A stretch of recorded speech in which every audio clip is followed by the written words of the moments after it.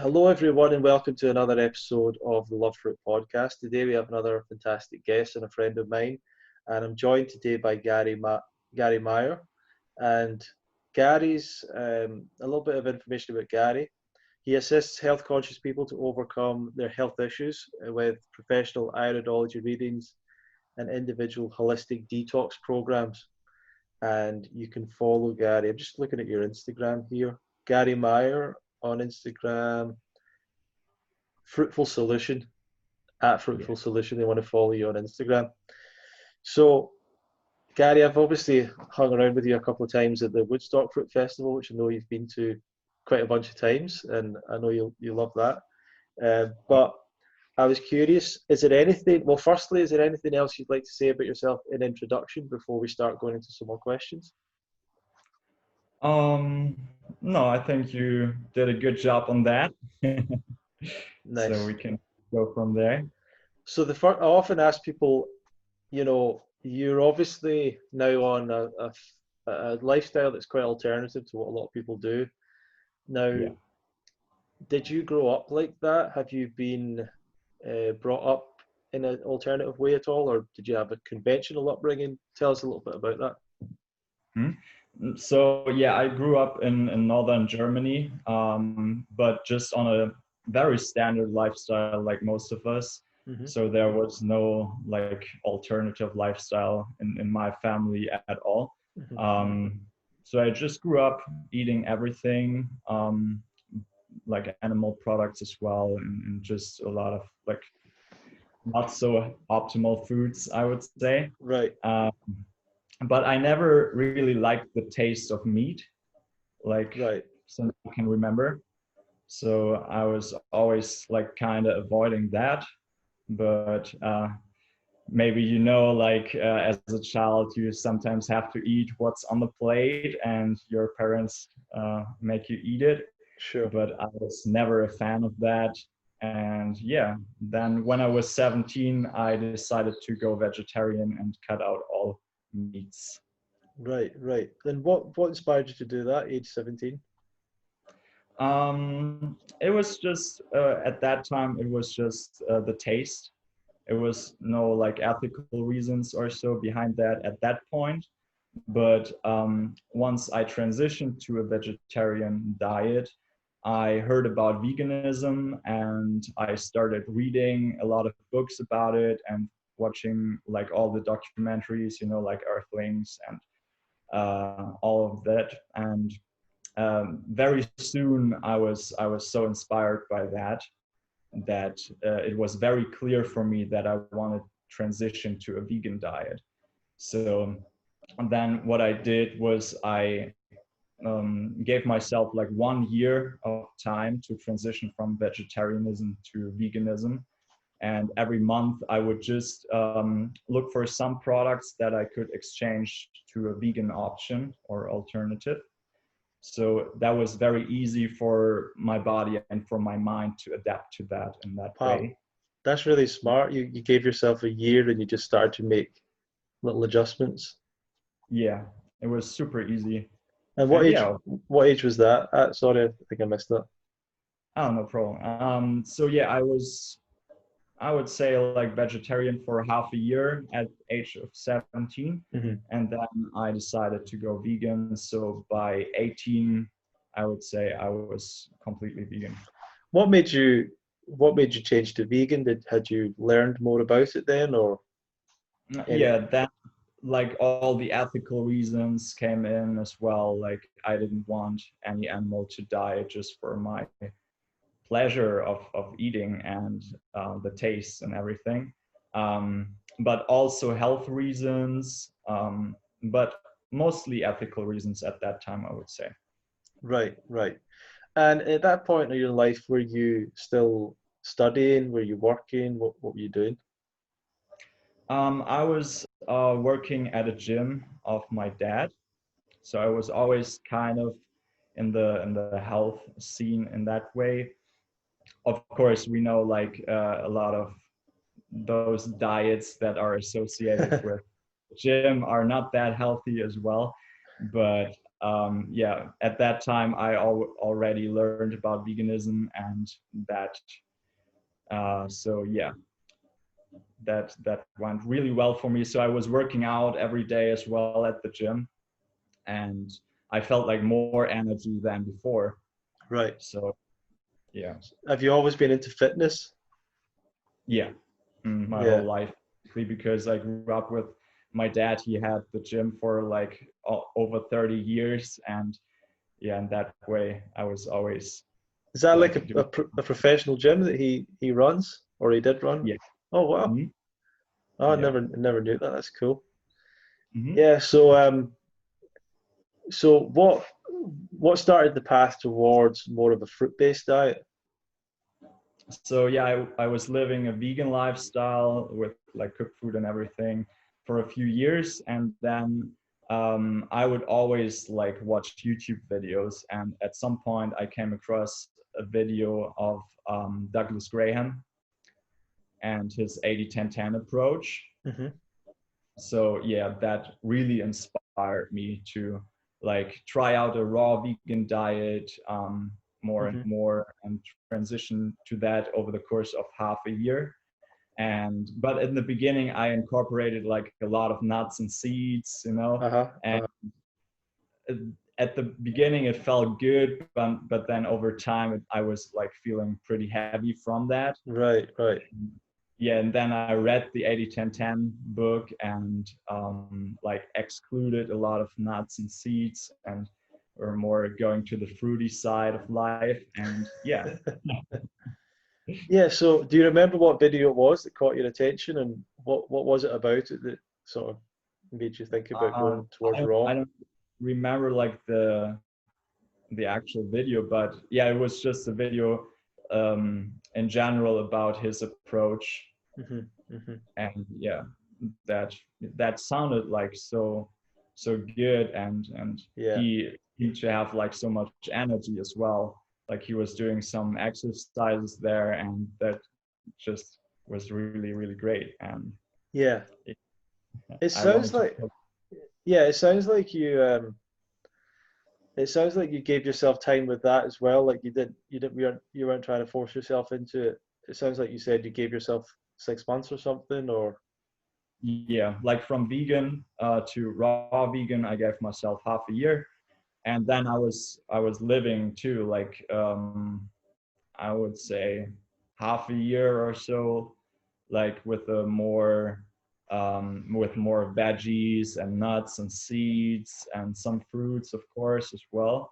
But after that, like I was transitioning more to a fruit-based lifestyle, and I saw like really amazing changes from that. Then, like with every step I took, like yeah. my energy increased, my like sharpness of mind increased, Hmm. and all of that. So yeah. Excellent. Where were you living at that point? At that point, I was still living in Germany.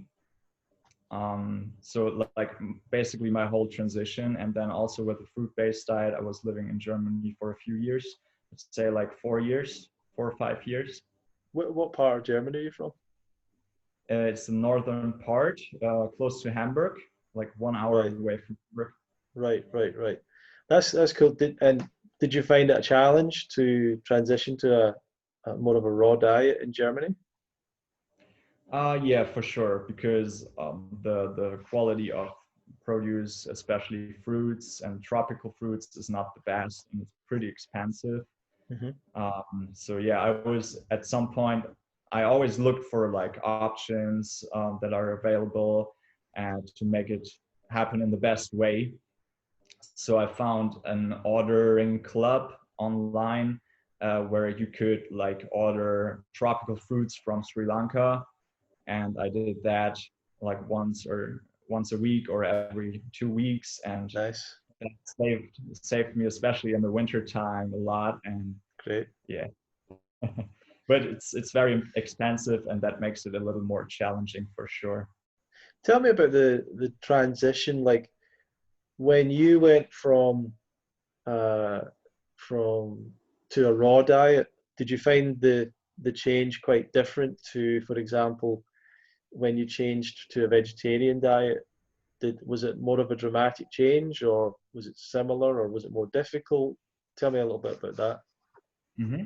Yeah, no. So from a standard lifestyle to vegetarian was very easy for me because, like I said, I didn't like the taste of meat, so that was Yeah. just yeah, that was really easy for me. Then to vegan with this transitioning time and all the options and stuff, that was easy too.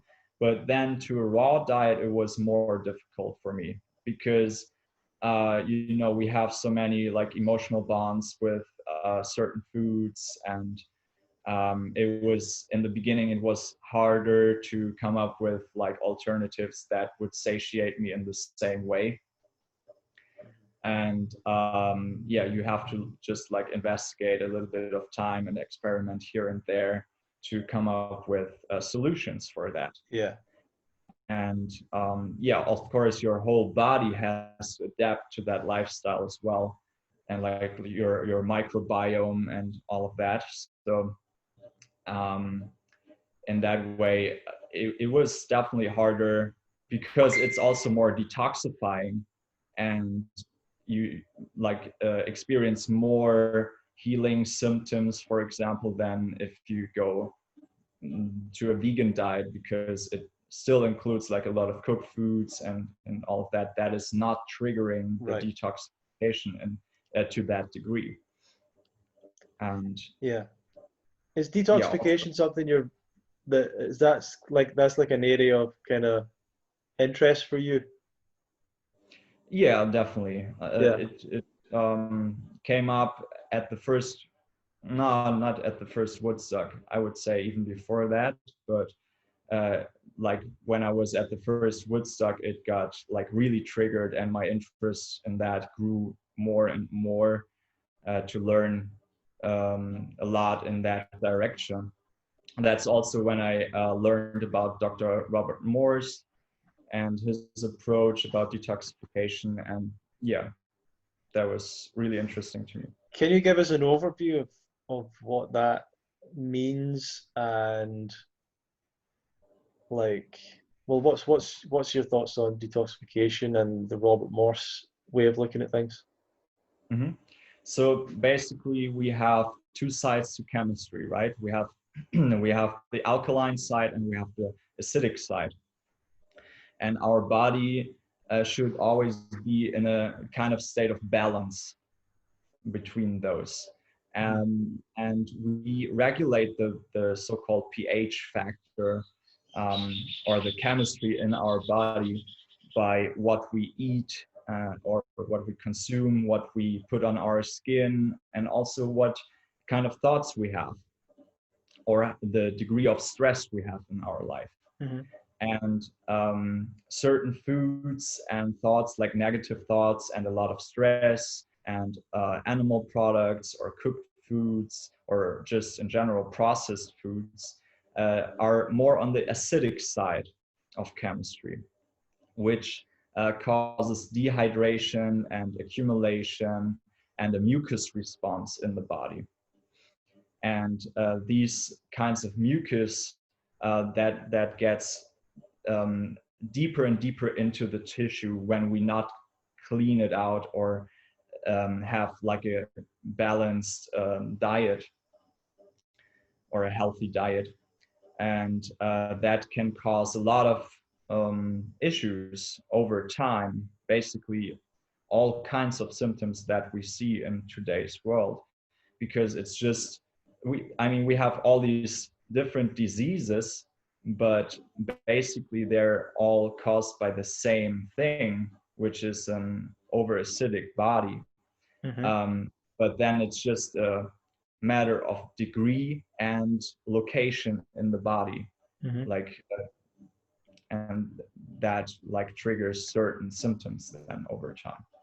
So with detoxification, when we know that the acidic side causes all of that, then we can just go more to a balanced, or more on the alkaline side, and to a balanced diet and approach. to like reverse that, and then the body is able to regenerate itself as well. Right, It's not right. just going down, we can Yeah. also go up again. And do you think that a person's like constantly like it's when does that stop? Like when does a person? Because sometimes I feel like people are on a continuous path of like trying to keep clean, like they get obsessed almost with like trying to clean themselves out over and over and over and over, and like, do you think it's something that people need to be concerned about like that, or do you think if you go on a kind of a fruit-based diet for a while that you kind of you naturally just deal with all that? And what's your thoughts? I don't know if that makes sense, that question, but No, it makes definitely sense. I totally see that as well a lot of times.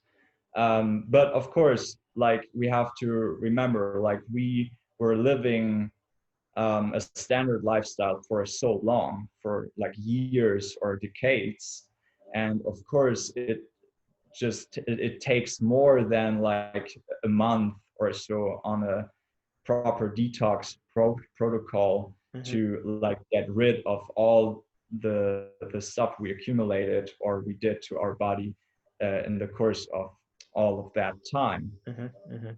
So for most people, it can definitely take a few years to get back on track or to a better state and a state of balance. But what I also see is that people are, like you said, they are always concerned about like cleaning out and going deeper and deeper. And of course, that has its place. But if it becomes a religion, then it's not really healthy as well, because then we create like a ceiling for ourselves, and then healing becomes our priority in general in life. Mm-hmm. And when we prioritize that, I totally believe like what we think and what kind of beliefs we have about ourselves and our world is making up our reality. And Right, if we like prioritize healing and we make that our like top priority, then we always have something to heal. right, So it would never stop. right. That's awesome, man. Do you work on like the mindset kind of thing and give us some tips on how do you like, it's almost like you're talking about manifestation or something. Like what do you do for that? So some general tips or advices I would give on that, if you want to manifest a really amazing lifestyle or an amazing life in general, um, is to always follow your excitement on a moment-to-moment basis. Because in my opinion, excitement is a state of frequency. It's a state, and that is the state of our core being, like our natural state. So it always wants to come back to that state, and that's why it feels so good to be like excited about something. Right. And yeah, in each moment we have different options what we can do, right? Mm-hmm. So let's say we have 10 options, and number one feels like so exciting that we feel like it's so out of our comfort zone that we don't want to go there. Yeah. But then we have like middle range options that feel still like really exciting, but we feel more comfortable with them. And then on the low end, we have like things that we feel like we have to do and we don't really want to do them. So when we always would choose like the highest excitement, our growth would be immense. But then if we go for the middle range and it's still exciting, our frequency over time would still go up and up and up. But if we always choose the low end, and yeah, we always choose what we think we have to do because other people tell us that it's the best or whatever, then our frequency goes down and down and down, and we feel less satisfied in life, and yeah, become depressed and all of that at some point. So yeah, if we always follow our excitement, even though we might have like a big goal that we want to manifest, but that is not available to us right now, we just have that and we let it go, and then we focus on what is exciting now, what is available now, because the common factor is the excitement, right? You're probably excited about your big goal because otherwise it wouldn't be there. Right. And so when we have that common factor, each step, like the moment to moment excitement, will eventually lead you to the big goal, even though the things might not have something in common. Yeah. Yeah. That sounds similar. I used to listen to a guy who channeled like an alien called Bashar, and uh, Exactly. and it was he would talk about stuff like that, like following your excitement. It's I think that's been in the back of my mind, but it's always like kind of it's funny that thing like you can get into this flow of following excitement, like you're saying, Mm-hmm. then you can easily like get scared or like stop and then fall out of it or something, and trying to find Yeah. it again can be try. I don't know if someone could totally stay in that all the time, or if someone could train themselves to do that. Like that'd be I think interesting. it's just, yeah, it's just the process of getting used to it. Right, It's like right. a like everything. And then also when we become scared or we feel like anxiety or something, then also one of my um, main focuses is like the emotional guiding system, which I was learning about last year, and it's quite amazing because most of the times we don't really know what are emotions, what are they good for, and how can we work with them, right? Yeah. And the emotional detox and all of that is also a big factor in the whole process of our life. And because most people just, I would say, like avoid like all of that and suppress that either with like food or Hmm. drugs or alcohol, all of that stuff, or just distractions like watching TV or listening to music or Hmm. whatever. All of that can be a distraction um, to not focus or not have to face your true self or what is deep down there. And then when we understand emotions more and more, it can become a really amazing guiding system, which brings us back more and more into our own alignment and yeah, make us feel really, really good in the end in that way. Because Hmm. mm, let's let's say like you face a situation or you have an experience that doesn't feel good to you, feels bad, um, then what happens is basically that you can imagine like if we want to call it God or whatever you want to call it, and you imagine it like the ocean and it flows in one direction, and each of us is a single stream in that ocean, Yeah. and now you have a situation that doesn't feel good to you, and remembering like every situation we face is basically neutral and we just give it the meaning, because it's just a matter of perspective in the end. A certain situation can appear to one person like a really bad situation, and to the other person it might be a really good situation. So it's always just perspective. And if we are a single stream in that ocean of the infinite, of the all, of everything, of God, and we feel bad and have a situation that we're facing that is basically like we are swimming against the ocean, because we believe in a concept about ourselves or about that situation that is not true. Because if it would be true, then it would feel good. Yeah.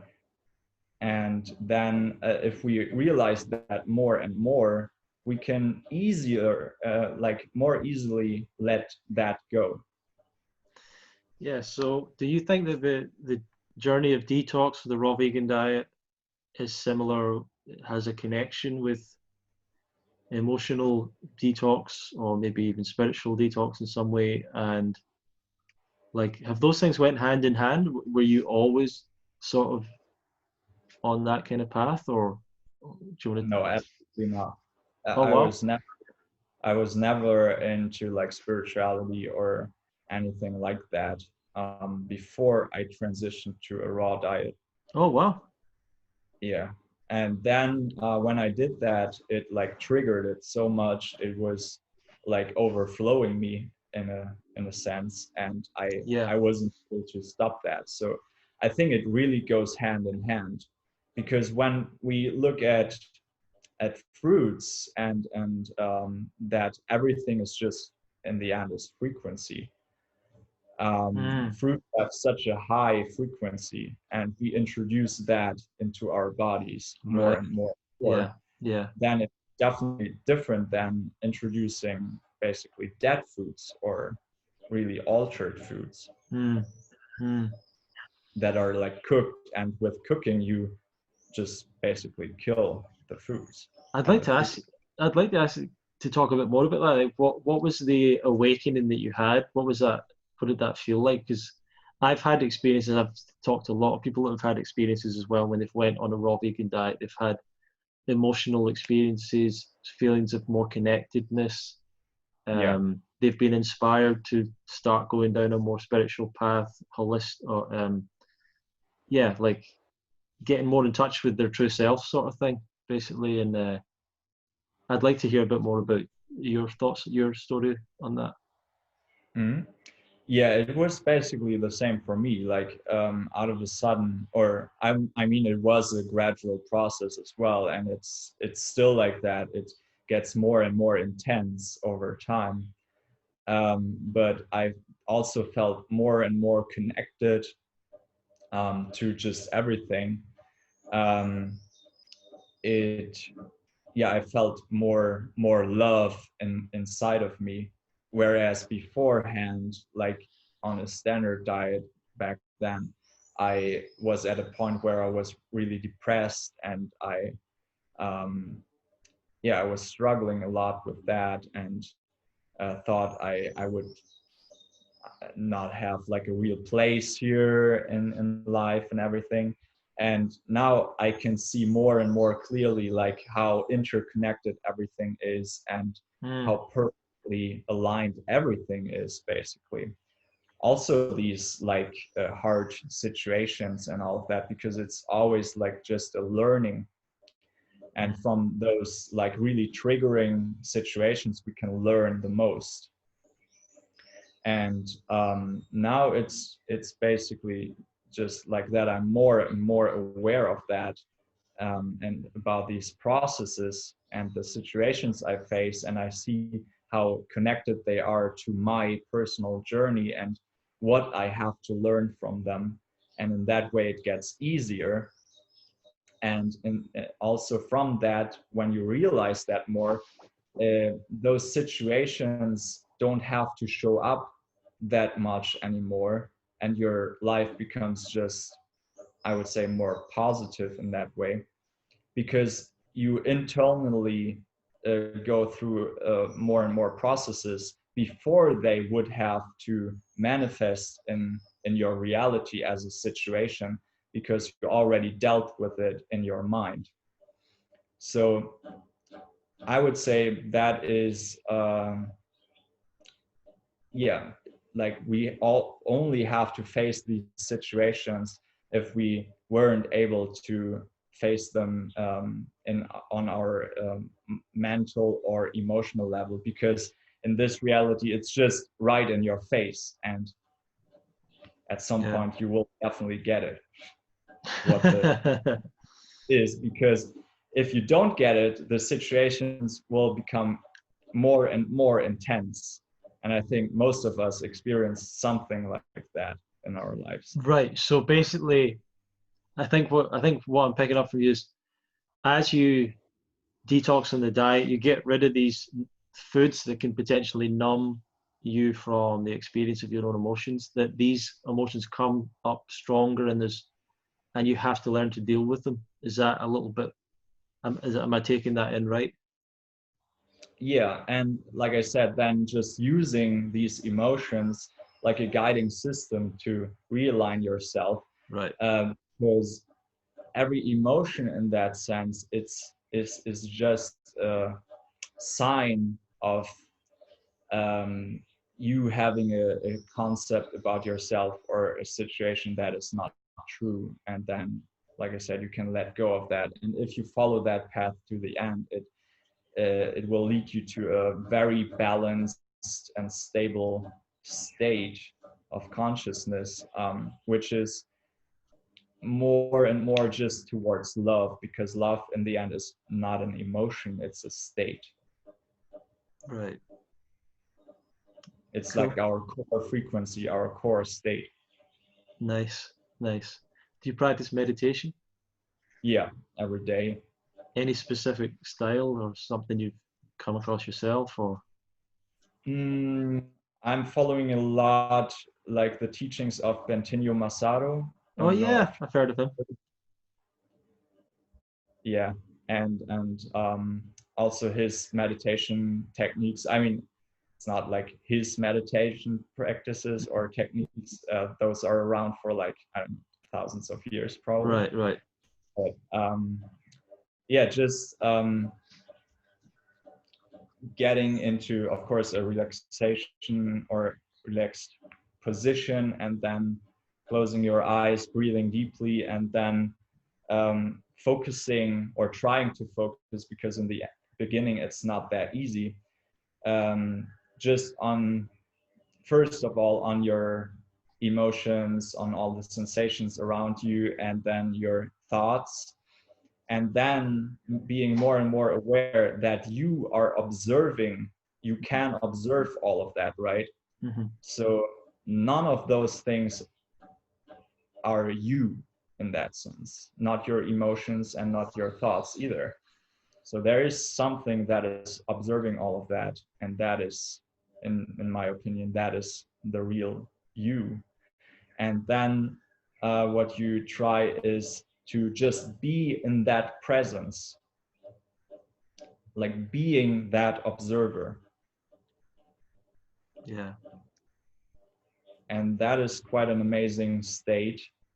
And yeah, that's what I'm practicing right now. And then there are further steps to it, to go even deeper and deeper. Basically, you just come more and more to your true self, to yeah, your higher self, or what you want to call it, and then basically to like a more God kind of Yeah. consciousness. So let's get back to your story a little bit. I mean, for what we got to, you went raw. It took you a while to do that, and you learned from Doug Graham. You learned from Robert Morse as well. Mm-hmm. Um, and you're in Germany. I don't believe. I think you don't live in Germany now. No, And that's uh, correct. so, but you went to Woodstock. I think you've went to Robert Morse's stuff. You've traveled. I don't know if you've done some traveling and things. What of those? Tell us a little bit about your adventures. Yeah, in 2017, I did the level 1 class of Dr. Morse, but I did that from home. And then 2018, I did the live class in Florida. So I went there for a week and did the intensive class with like 150 other people, which was really incredible. It was like a Woodstock kind of feeling. Mm, Uh, and that's where I learned more and more about the iridology. I mean, I was into that beforehand as well, but that got like really intensified in that class.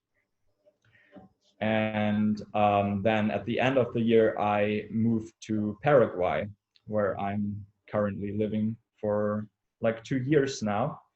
Mm-hmm. And I did that basically, yeah, because of the climate, because I think that we as humans don't really belong into those like northern um, like parts Yeah, of the world yeah. where it's cold in wintertime and we don't get Mm-hmm. really a lot of foods. And here I can like grow everything all year round. And yeah, the quality of fruit is really amazing and it's cheaper, of course. So yeah, And um, yeah, sorry. no problem. And yeah, and then of course I went to the Woodstock Fruit Festival. Yeah, like 4, 5 times now, and that really changed my whole life Yeah, because I know, yeah, tell me a bit more about that. yeah, I watched a video about that on YouTube, and I immediately knew like I want to go there the next year that it happens, and that was 2016 when I went there for the first time. And yeah, it's just the most incredible week of Mm-hmm. the whole year for me. Mm-hmm. And it's like every time I went there, it was really life changing. And when I went there the first time, it inspired me to move to the tropics. And I talked to a lot of people about that there. And yeah, it's just so cool because everyone there is just supporting you in whatever idea you have about your life. You know, back Yeah. in Germany, when I talked to people about that, they were all like, "Oh no, and what if?" and "Oh, that is stupid." And yeah, and at Woodstock, it's just like, "Oh yeah, go for it. That's amazing." And yeah, you get just so inspired, and the whole energy, of course, there is so incredible, and you get to know so many people just from one week over the Yeah, whole world. And after a week, you have friends all over the place. And incredible. Yeah, yeah, it's just amazing. amazing And environment. yeah, for me, or that became like family to me, like all Sure, the people. sure, sure. Yeah, I can see you getting so excited about that. Like you're talking about the excitement, Yeah, like you look happy. I'm I do like grateful. sometimes if I'm trying to like relax during exercise or different things, if I'm in a stressful situation, like I'll visualize myself at Woodstock because it's like a happy Yeah, place. yeah, me too. uh, Absolutely. yeah. So, what are you doing now? Like you're helping people out with detoxification, with iridology. Do you want to tell us a little bit about what you do, how you can help people? Hmm. Yes, so I'm offering in-depth iridology readings. So people just send me their eye pictures basically, and I do the reading for them. Because it's if someone doesn't know what iridology is, it's like examining the whole body through the iris, Hmm. and all like every cell in our body is reflected in the iris through the nervous system, like going to the brain and then to the optic nerve. And Uh-huh. it's basically like a monitor of the whole body. And each eye represents one side of the body. And we can see like blockages, lymphatic blockages, or cellular weaknesses in there. Um, and in that way you get like a really detailed look into the body and what's going on, and then we can of course uh, create a proper and really accurate program, an individual program for that person to overcome like certain issues, certain symptoms, or also prevent future like symptoms. Hmm. Because what you can see there doesn't necessarily mean that if there is showing up like a kidney weakness, for example, that the person now has a kidney problem or a symptom that is showing up, but it can potentially be in the future. So, and then we can just prevent that by changing the lifestyle habits and the routines of that person. And yeah, so it doesn't Awesome. get experience that. And if people want to get in touch with you and find out more about how you can help them, where would they go? Either on Instagram, like you said in the introduction, Fruitful Solution, or just on my website. It's fruitfulsolution.com, and there you can get a lot of information. You can message me there as well, or you can just book my services, of course. Well, awesome. And just to start to kind of finish off, what would be your kind of advice for people that are starting off on this journey to better health? Mhm. So first of all, don't really stress anything. I see a lot of people like they have certain issues, and then they hear about this lifestyle, for example, and they just jump into it. Mm. And I see a lot of people then after a while just like struggling so much because they didn't go through each step and just gave up everything, like, and still have like a lot of emotional bonds or cravings like addictions and stuff, and then the potential to fall back is like really high.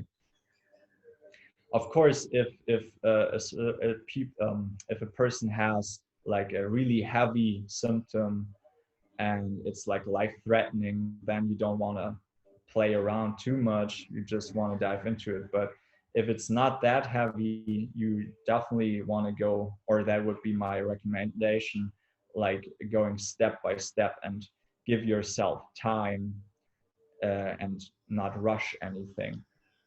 I Mm. think that's really important to just have a really good foundation and to build on that. I think that's great, and I'd like the fact that a number of times in this conversation you've mentioned that when you made your decision to change your diet, you never really put yourself under any time pressure, and you basically said, "I'll do this over the course of a year, over 6 months." I think Yeah. that shows a lot of wisdom, because I think a lot of people do that thing of like going to Woodstock or something, and they're like, right, I'm a raw vegan now, I'm never eating cooked food again. And you're like, well, you 7 days ago, like you you were eating everything else, and all of a sudden, and a lot of people don't carry that on for very long. And I think I'm quite like you in that approach of like it takes time to really change yourself and rebuild your life. Yeah, absolutely. That Well, is really important. Well, thank you so much for your time today, Gary. And everyone, if you want to check out more of what Gary's doing, go to @fruitfulsolution on Instagram, and you can follow him there. He's got a lot of excellent posts and information, so you can check him out there. Thank you for listening or watching the podcast. Feel free to share it with other people, or rate it, or like it. Send us comments and information or whatever. And if you want to stay in touch, subscribe at fruitfest.co.uk, and you can stay in touch with, we'll send you more notifications about future episodes of the podcast. Thank you very much, Gary. Hope to see you in the future. And any last words for the listeners? Yeah, just I wish everyone just the best of health. We all deserve to feel well. That's what it's all about. We all want to feel good. Just always follow what you feel the best about when it comes to your health, to your diet. Listen to your body, and after every meal, just check in with your body, how it reacts to it. Does it Hmm. really feel good, or is it just a pleasure of taste? And ask yourself, like, is it worth um, to, yeah, just have that pleasure and taste for a few minutes or seconds even, Hmm. or just your overall state of well-being, you're feeling good. And yeah, Yeah. Amazing, man. Thank you so much for your time. And thank you for having thanks everyone for watching and listening. We'll see you on another episode of the Love Fruit podcast. me.